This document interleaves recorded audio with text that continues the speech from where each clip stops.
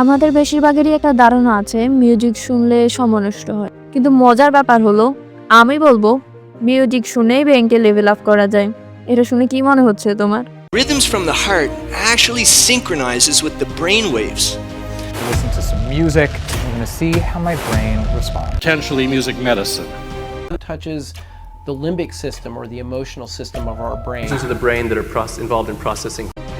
Is in essence vibration, molecular compressions in the air that come to your ear. The areas of the brain that's involved in the way that we think, the way that we act, the way that we perceive information. What's interesting is that musical training can actually change your brain structure. And doctors use music during surgeries to calm their patients and staff. Pleasant music, but that had a very specific rhythmic structure that would allow me to help you go to sleep, help you relax, even help you focus. It enhances the dopamine production in our brains. It activates every single area of our brain. আমি নিজেও আগে বিশ্বাস করতাম না, কিন্তু এখন আমার কাছে এই বিষয়টা একদম পরিষ্কার।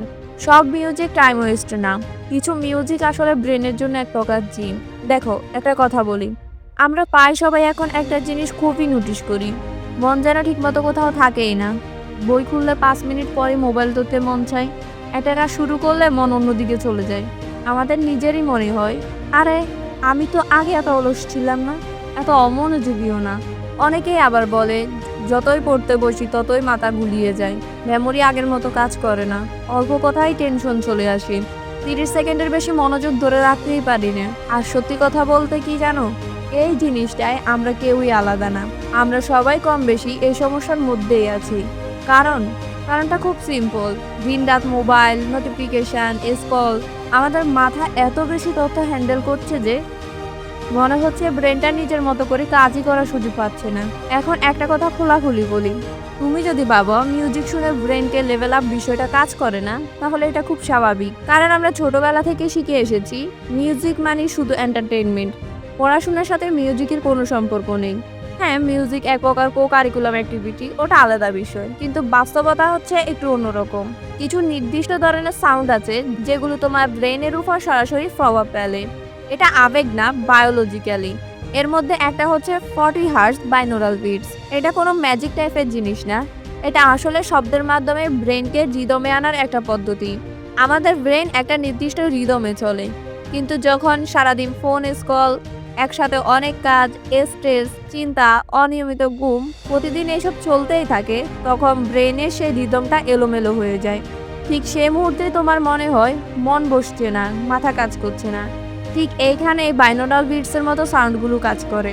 40 হার্টজ বাইনোরাল বিটস এমনভাবে বানানো হয়েছে যা তোমার ব্রেনকে ধীরে ধীরে আবার নিজের ছন্দে ফিরিয়ে আনে। তুমি এটাকে খুব সহজভাবে এভাবে বুঝতে পারো, কখনো খুব বিরক্ত লাগলে যদি কেউ এসে তোমার কাঁধে হাত রেখে বলে শান্ত হও, তখন হঠাৎ করে কিন্তু তোমার ভালো লাগে।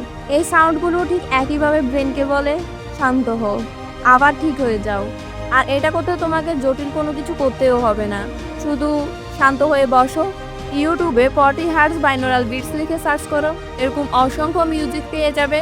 সেখান থেকে একটা প্লে করো, ইয়ারফোন লাগাও, ভলিউম কম রাখো, 5-10 মিনিট চোখ বন্ধ করে শুনতে থাকো। জাস্ট এইটুকুই।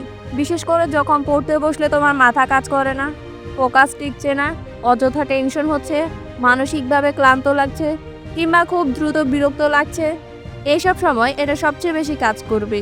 এখন আরেকটা জিনিস ক্লিয়ার করে বলি, একদিনে লাইফ চেঞ্জ হয়ে যাবে না, এটা আমরা সবাই জানি, কিন্তু 5-10 দিন মন দিয়ে শুনলে তুমি নিজেই বুঝতে পারবে তোমার ফোকাস আগের থেকে ভালো, মাথা হালকা লাগছে, অযথা টেনশন হচ্ছে না, মন একটু স্থির, পড়তে বসা সহজ হচ্ছে। এই ছোট ছোট পরিবর্তনগুলোই আসল। সবচেয়ে মজার কথা হচ্ছে এই ধারণাটা নতুন না। আজ আমরা যেটাকে বাইনোরাল বিটস বলছি, আগে একে সাউন্ড থেরাপি বলা হতো। বৈদিক সময়ে মানুষ শব্দ ব্যবহার করে মনকে শান্ত করত, ফোকাস বাড়াতো, ভিতরের অস্থিরতা কমাতো। নাম বদলেছে, তবে উদ্দেশ্য না। তাই এখন ব্যাপারটা খুবই সিম্পল।